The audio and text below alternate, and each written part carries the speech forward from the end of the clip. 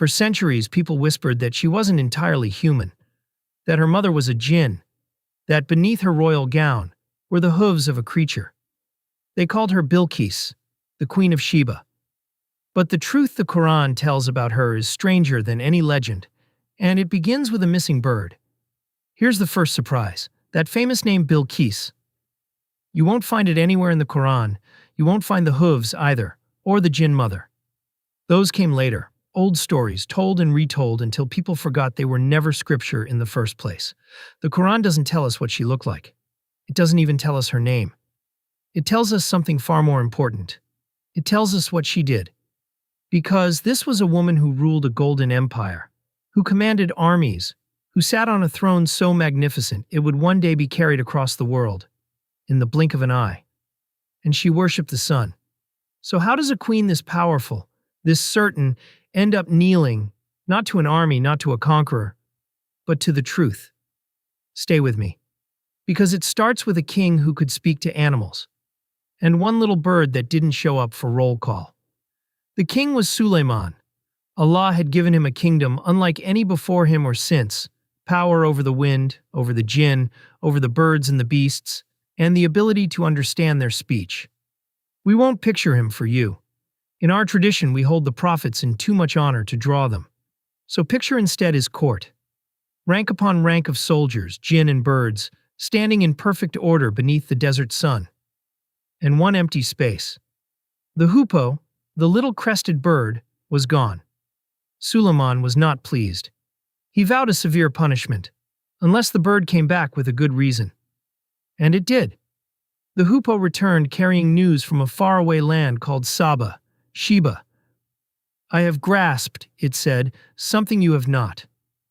It had found a kingdom ruled by a woman who'd been given everything, sitting on a mighty throne. But there was a problem. She and her people bowed down to the sun, instead of to the one who made the sun. So Suleiman did something wise. He didn't believe it outright, and he didn't dismiss it. He said, "We will see whether you told the truth, or whether you lied." He wrote a letter, short, no threats, not yet. It opened with the name of Allah, the Most Merciful, and it simply invited her to stop being arrogant and come in peace. He gave it to the bird and said, "Deliver this. Then step back, and watch what they do." When the letter reached the queen, she gathered her advisors. And here you see exactly why she ruled. Her chiefs flexed their strength. "We are powerful," they said. "We are men of war. The decision is yours." She could have chosen war. Instead, she chose wisdom. When kings enter a city, she said, they ruin it. They humble its proudest people. So she tested him first. She sent a caravan of lavish gifts, gold, treasure, to see what kind of king this really was. Would he be bought? The gifts arrived, and Sulaiman barely glanced at them. "Are you offering me wealth?" he said. "What Allah has given me is better than anything He has given you. Send it back." The message was unmistakable. This was never about gold. So the queen set out herself to see this king with her own eyes. And while she was still on the road, Suleiman turned to his court with a strange request. "Which of you," he asked, "can bring me her throne before they arrive in surrender?" A mighty jinn spoke up first. "I can bring it before you rise from where you sit." Fast, but not fast enough. Then a man, one who had knowledge of the book, said quietly, "I will bring it to you, before your glance returns to you, before you can blink." And Suleiman looked, and the throne of Sheba, that colossal seat of power, was already standing in front of him. Hundreds of miles gone, in less than a heartbeat.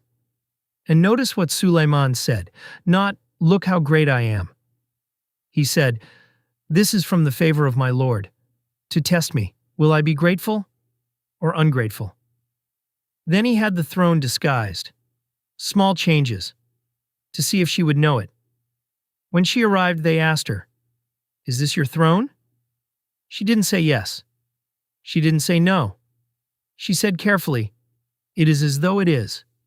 A wise answer from a wise woman who could feel that something impossible was unfolding around her. And then came the moment that broke her certainty for good. She was led toward the palace. and in front of her lay what looked like a pool of water, rippling, shifting. To cross it, she lifted the hem of her gown, baring her legs to wade through.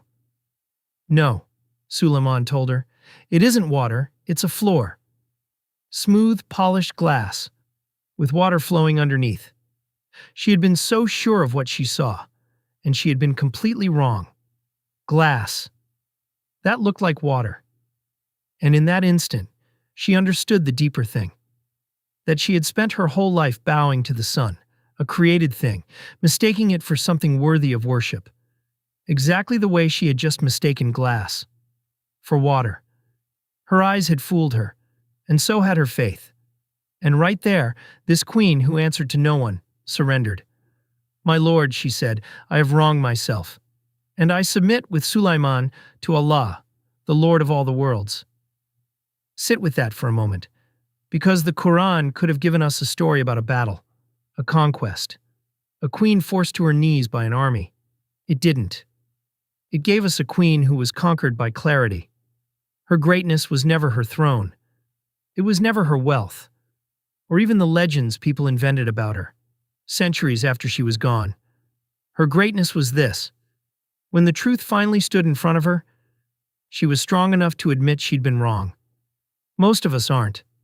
We keep defending the sun we've always bowed to, long after we've seen the glass for what it is. And maybe that's the real question this story leaves you with. Not, was she half jinn? She wasn't. That part was only ever a story. The real question is harder. What are you still calling water? That's actually glass? What have you been so sure about? That one honest look would change everything. If a 4,000-year-old story just made you stop and think, that's the whole point of this channel. The old stories, told straight, with nothing invented. Follow along, and we'll tell you the next one.